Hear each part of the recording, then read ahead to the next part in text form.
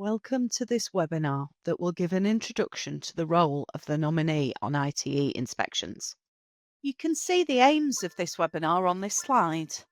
The introduction of the role of the nominee across our education remits is intended to give greater levels of collaboration, increase transparency of inspection, and help to streamline the inspection process. The nominee supports Ofsted's ambition to reset our relationship with those that we regulate and inspect, working collaboratively with them to put children, learners and trainees first. This in turn will help us to strengthen inspection dialogue via a single trained point of contact. Here is a visual plan of the webinar. We will break this into 4 distinct parts, starting with the role of the nominee. The nominees and lead inspectors will develop a close working relationship throughout the inspection that can both streamline and strengthen communication throughout the inspection process.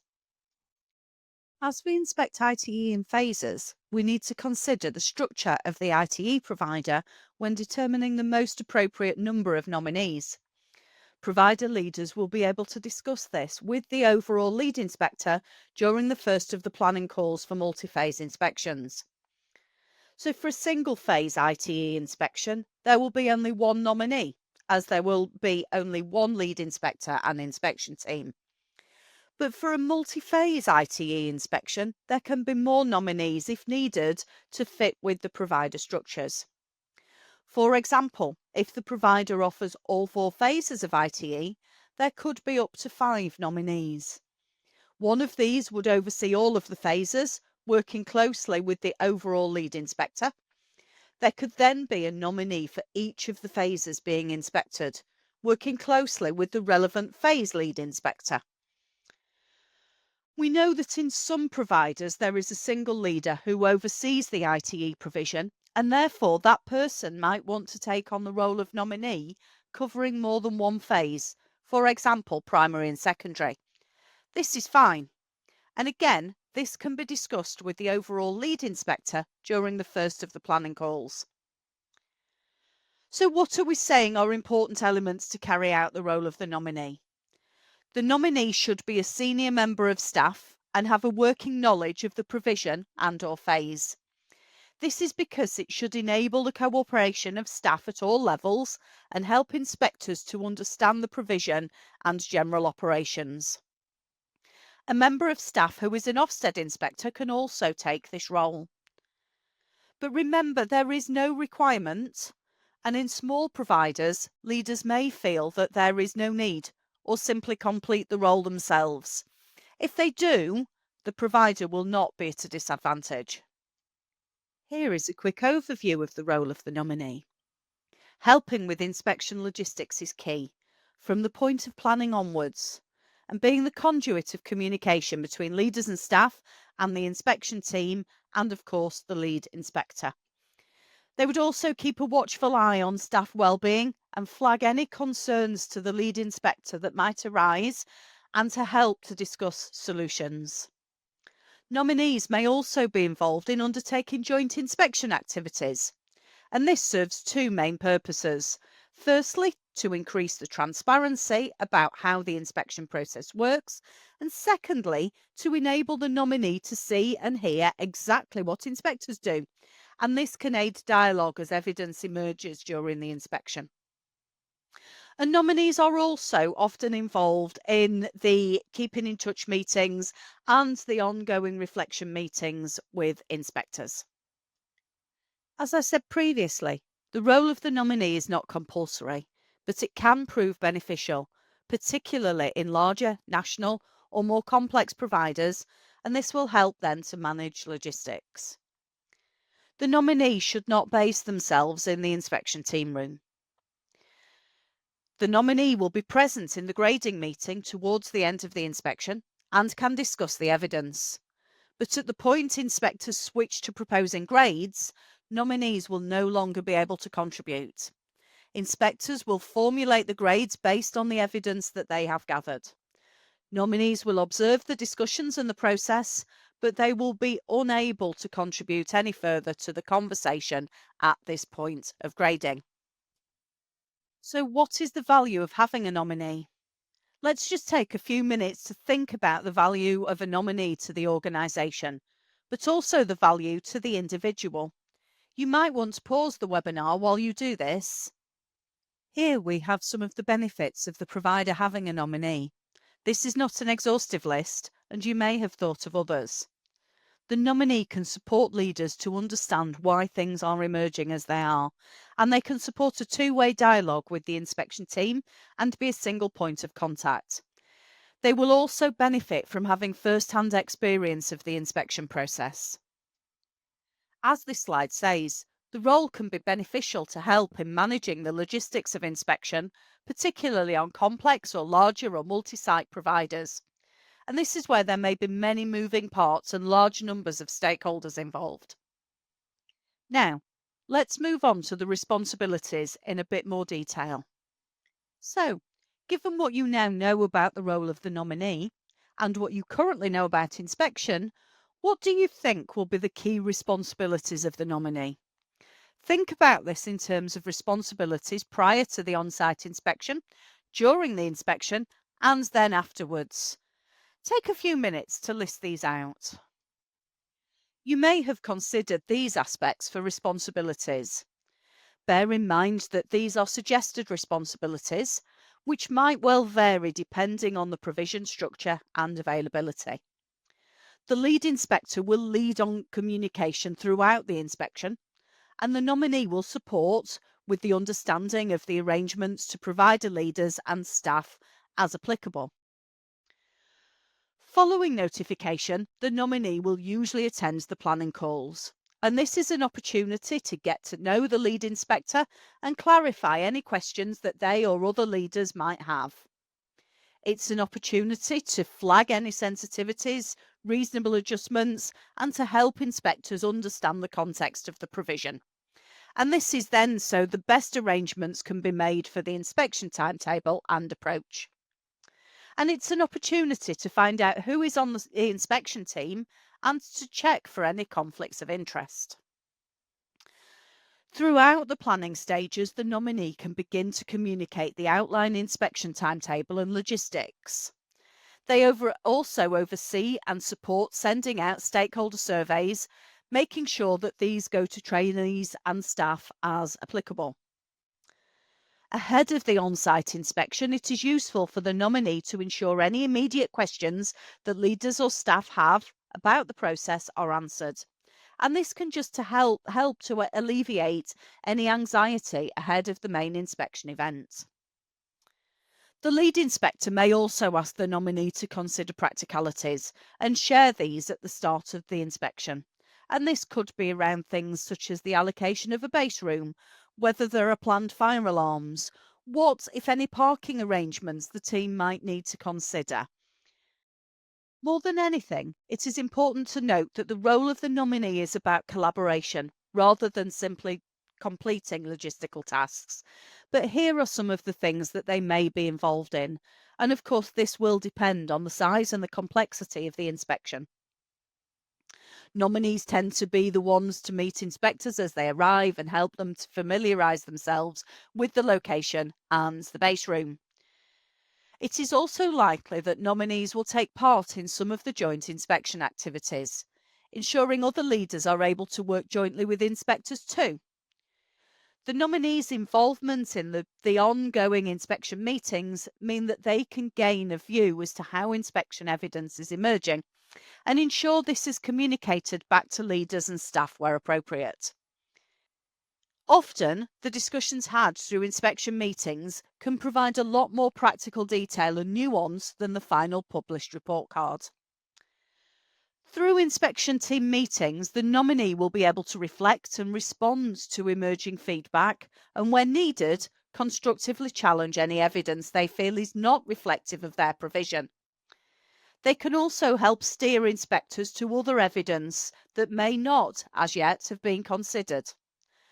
And the role might also include keeping oversight on any planned reasonable adjustments, arrangements, adaptations to check that they are working as expected.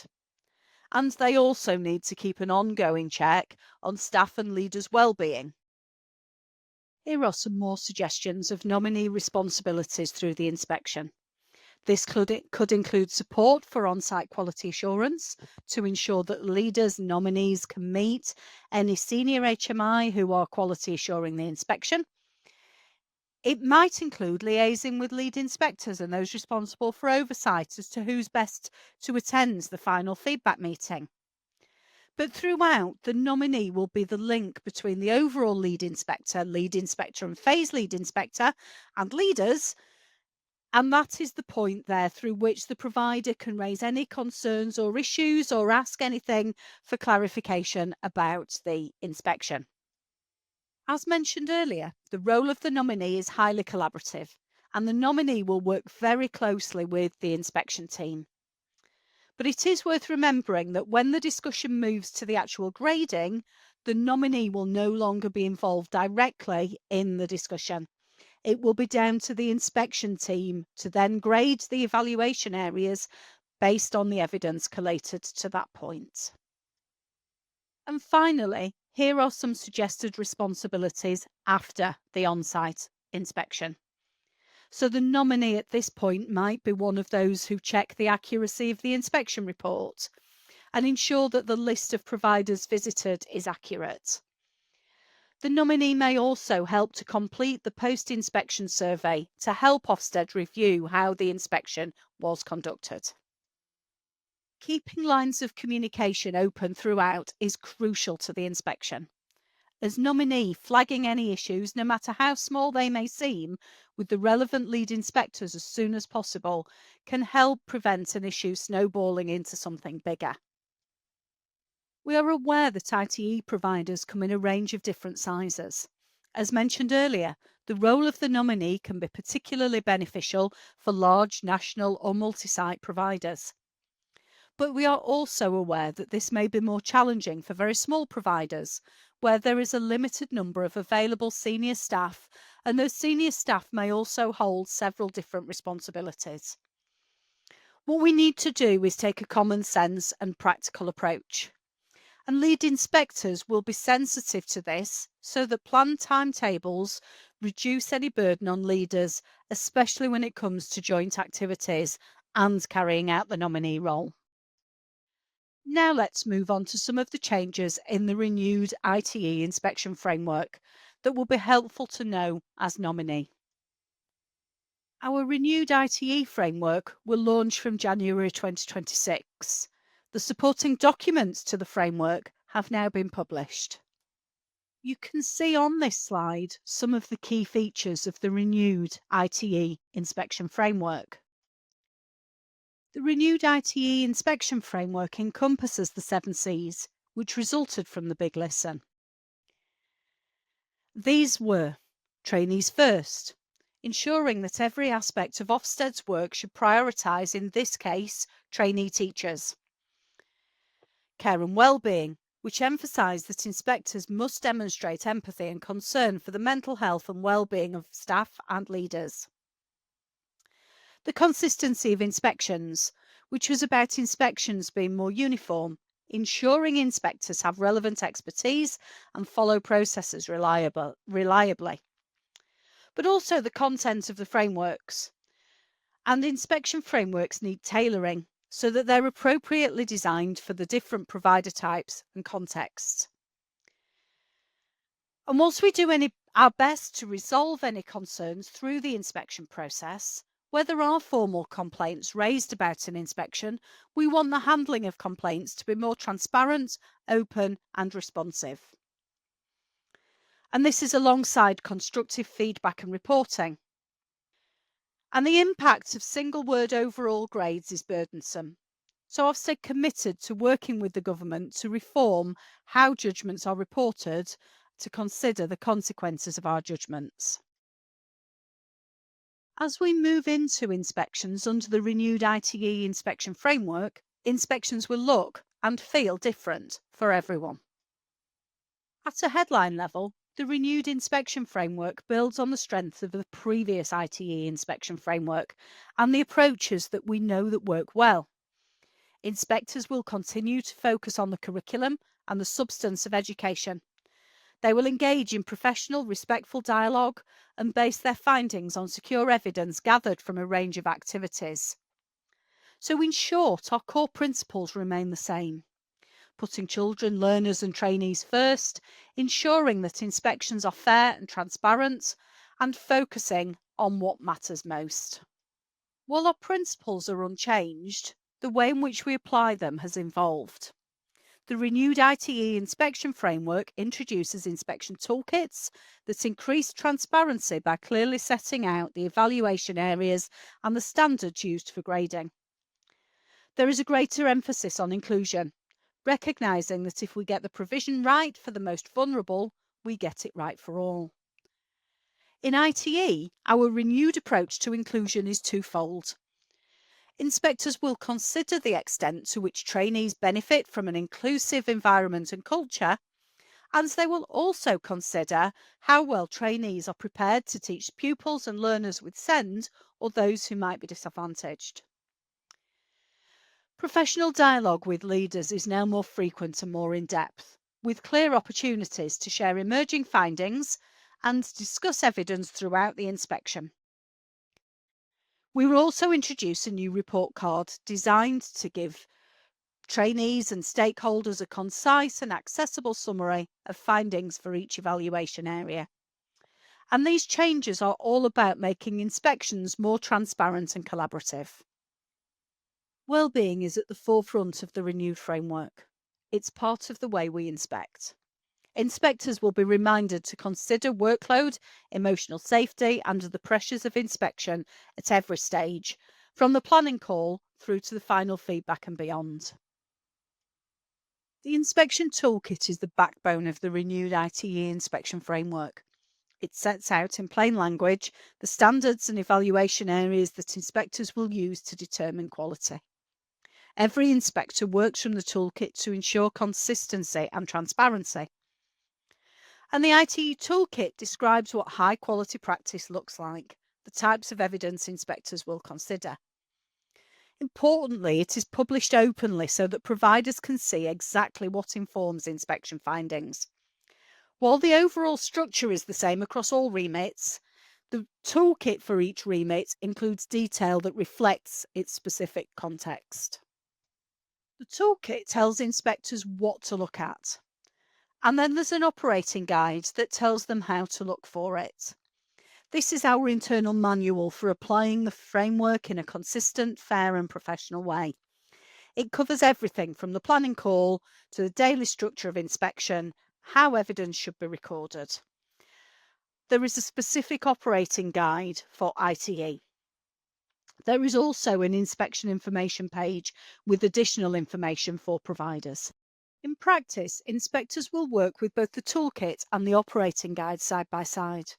The toolkit sets out the evaluation areas and the standards.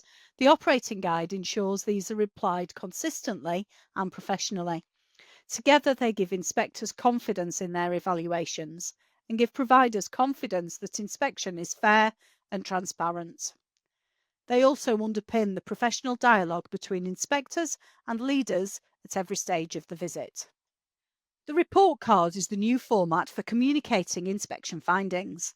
It is designed with its audience in mind, trainees and the ITE sector, as well as others who want to understand the outcome quickly and to learn more about the provider. Each section reflects the evaluation areas in the toolkit, setting out the inspection grade and a short, precise summary of the evidence behind it within that phase.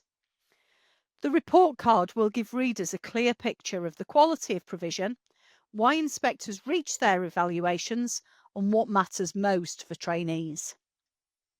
This slide gives an explanation of each of the grades. The grades for ITE will continue to be reported in phases, and the report card will also show whether or not compliance, including safeguarding, is met or not met. Each evaluation area within a phase will have its own drop-down to reveal the detail behind the grade awarded. So now we're going to spend a few minutes considering some inspection scenarios and how we might respond to them. We can never predict every circumstance that might happen on an inspection, so these are just some examples to get us thinking. There are 6 scenarios altogether, and we'll consider each one in turn. I'll introduce each scenario, and then I suggest you pause the recording to think about your response before moving on. Scenario 1. During the end of day reflection meeting, you are listening to the inspection feedback, and an issue is raised by the inspection team about trainee preparedness to teach pupils and learners with SEND. You feel that the team are missing the key context of the ITE curriculum in your phase. What would you do as nominee? Here's what you may have considered. Ensure that you detail the points you want to raise during the ongoing reflection meetings so that inspectors have a full understanding of the ITE curriculum. Highlight this point directly to the lead inspector in any other reflection meetings so that it is at the forefront of inspectors' minds when inspecting. If inspection findings differ from leaders' view, ask inspectors to explain the strengths and improvement priorities clearly. This will help you and others understand why the findings are emerging as they are. In summary, as nominee, it is important to be clear why things are emerging as they are, so that this can be relayed back clearly to provider leaders and staff. In many cases, this should arise through the ongoing discussions and reflection meetings with inspectors. However, if there is a time that a provider's leaders do not recognise the emerging inspection findings and feel it is not representative of the provision, then it is important as nominee to raise this with the lead inspector at the earliest possibility and highlight where evidence can be found to the contrary. It may well be that sometimes the emerging picture from inspection evidence does sit in contrast with the view of the provider. Where this is the case, inspectors will look to consider any additional evidence that they are directed to by the nominee and leaders. Inspectors will ensure that, in cases where views on an evaluation area vary to that of the provider, that the nominee and leaders are clear about why this is and the evidence that supports it. Scenario 2. The inspector asked for the most recent mentor training slides. You cannot locate them, and the person who wrote them and who would know their whereabouts is currently off sick. What would you do as nominee? Here is what you might have considered. Explain to the lead inspector the predicament in question. Work with the lead inspector to arrange to pull together any alternative information that would help provide an insight into mentor training. In conjunction with the lead inspector, consider any other inspection activity that might help contribute to this evidence. In summary, there is nearly always a way around things like this. Raising them as early as possible and talking them through with the lead inspector is the best way to try and resolve such issues. This is what inspectors are trained to do and respond to, and they can discuss with you the best way forward. Scenario 3. 2 governors, including the chair, are due to be in a meeting with inspectors, but they have contacted you to say that they are significantly delayed by a road closure and are unlikely to make it for the scheduled meeting. They are concerned they won't be able to speak with inspectors, and therefore this will look bad for the provider. The chair is worried that they are unavailable the day after. What would you do as nominee? Here are some points that you may have considered. Discuss with the relevant lead inspector the options and alternatives that may be considered. This could be rearranging the meeting, having it at the end of the day, if this is practically possible, and if it is the governor's preferred solution, or holding it by a Teams call the next day instead. In summary, sometimes these things happen. The best solution is to work through the alternatives that work best for all involved. And while it may not be the first preferred option, we can work around these circumstances to ensure that the same information and evidence can be sought through other means. If the meeting needs to be moved to the next day, then it might mean we are unable to meet with the Chair of Governors as planned, but we can meet with other governors potentially. The Chair may wish to email some bullets through so they can relay any key points that they would like inspectors to be aware of through their inspection discussions. We would need to give extra consideration to any meetings that go on beyond the working day, in terms of the well-being of staff, but also of inspectors. It is best to try and discuss an agreed approach that meets all needs and keeps the demands on time manageable. Scenario number 4. You are the nominee and a member of staff contacts you and is really anxious. They state they don't want to meet or be interviewed by inspectors as part of the inspection. What would you do as nominee? Again, here are some things you may have considered. This is no different to what you would normally do through the inspection process. For example, find out what their specific concerns are, provide reassurance about how inspection works, and offer for them to go to meetings with another colleague for support, and let the lead inspector know. If you're concerned about their level of anxiety, you will need to raise this in the planning calls with the lead inspector so that you can discuss the best way forward. So, in summary, as the slide says, you would of course follow the process you would normally do in providing care for your staff. Some level of anxiety can be normal, particularly if someone hasn't been involved in inspection before. However, we would never want anyone's well-being to be detrimentally affected by the process. It's important that as nominee you feed this directly into the inspection.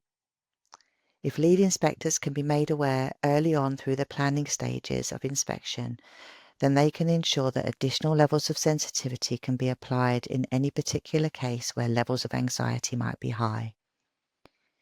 We would encourage anyone due to meet with inspectors on a one-to-one basis to take along a colleague if they are feeling nervous. This can help reassure them, but it can also help them reflect on the discussion with someone afterwards so that they can be clear about any follow-up points that they might need to pursue. Scenario number 5. A staff member approaches you feeling frustrated after an earlier meeting with a group of teacher educators. They explain that although the inspector covered a lot of information, they did not feel able to fully express their views and had more to contribute on the topic or topics discussed. What would you do as nominee given your role? Here are some things you may have considered. Ask what points they felt they were unable to get across. Explain that you will raise with the lead inspector and assure them that inspectors will hear the points in question. Inform the lead inspector of the discussion and the member of staff's concern. Discuss with the lead inspector the best way to approach this so that the key points from staff can be captured. And provide feedback to the member of staff on the action that you and the inspection team have taken. So, in summary, it might well be that the points raised can be relayed by the nominee to the lead inspector. It might be that in discussion with the lead inspector, a member of staff can have a chat directly with an inspector about their thoughts or join another meeting to relay their views. Inspectors always try and involve and capture everyone's views in the meeting. Often inspectors will leave a little time at the end of a meeting to enable any additional points to be raised that perhaps already haven't been covered. However, in larger meetings it can be difficult to cover absolutely everything in the time, so inspectors will often focus on particular lines of inquiry through a meeting and explain this at the start to help manage expectations. We wouldn't want any member of staff feeling that they haven't had their say in the meeting. So it's important to raise any concerns, like the one outlined in this scenario, with the lead inspector so that a solution to any discontentment can be found quickly. Scenario number 6. Through the ongoing discussion and ongoing reflection meetings with inspectors, the grading of achievement is emerging as expected standard. This contrasts with the provider's own evaluation of this area of strong standard. You, as nominee, are clear as to how and why inspectors are drawing these conclusions, as you have been involved firsthand in the inspection activities and key meetings. Other leaders are not in agreement with this emerging picture. What would you do as nominee? So here are some things you may have considered. Relay the evidence that supports the emerging grade back to leaders regarding the strengths and improvement priorities that are leading inspectors to this view. Highlight to leaders where there have been activities completed jointly and where views have aligned between the school leader and the inspection team or lead. Explain what additional evidence the inspectors have been steered towards to explore further where applicable, and help be an advocate of the best use of the remaining time regarding the inspection timetable and priorities. In summary, occasionally those leaders who are less directly involved in the inspection process may not have seen and heard all of the emerging first-hand evidence. It is therefore helpful in the role of nominee to ensure leaders get to frequently hear the fullest picture and update about why things might be emerging as they are. In some cases, evidence to support a particular grade may be overwhelming, and no matter how much additional evidence is pursued, it cannot undo the emerging picture. In these circumstances, ensuring that all leaders know where and why this is the case means that the remaining inspection time can be better prioritised to cover areas where evidence is still very much in the balance. We are now moving on to a quick refresher. You have just listened to an array of information about the role and responsibilities of the nominee within the renewed inspection framework. We will now take you through a short series of statements which are either true or false to help clarify some of this key information. Please consider the following statement and whether it's true or false. The role of the nominee on inspection is compulsory. The answer is false. The role of the nominee in ITE inspections is optional, but it can be beneficial for the provider, particularly large providers, to help manage logistics. Now consider if this statement is true or false. The nominee's role can extend before, during, and after the on-site inspection. The answer here is true. The nominee's role often includes being involved in inspection from the points of planning before the on-site inspection, throughout the inspection itself, and they can support with the checking of the report card and the evaluation of the inspection afterwards. Now consider if this statement is true or false. Anyone in a provider can hold the role of nominee. The answer is false. The nominee should have sufficient knowledge of the phase provider's operational day-to-day business and be a senior member of staff. Now consider if this statement is true or false. A member of staff who is an Ofsted inspector can take on the role of nominee. The answer here is true. A member of staff who's an Ofsted inspector can take on the role of nominee. And finally, consider if this statement is true or false. The nominee can be directly involved in the discussions on grading. The answer here is false. While the nominee can sit in on any discussion about grading, they cannot discuss the grades directly once inspectors move to grading the evaluation areas. Of course, up until that point, they can have input in on the discussion about evidence that will be used to formulate any grade. We're going to conclude this session by running through some key takeaway points. The main role of the nominee is to support clear, transparent communication and aid a smooth inspection process. Another key aspect is also supporting staff well-being. Nominees can help advise the inspector or inspection team where additional evidence could be found, and nominees can coordinate the feedback arrangements between leaders and inspectors throughout the inspection. And as we mentioned earlier, the role of the nominee is not compulsory, but it can prove beneficial, particularly in larger national or more complex providers, to help manage logistics. Providers will not be at any disadvantage if they do not nominate somebody. Thank you for listening to this webinar.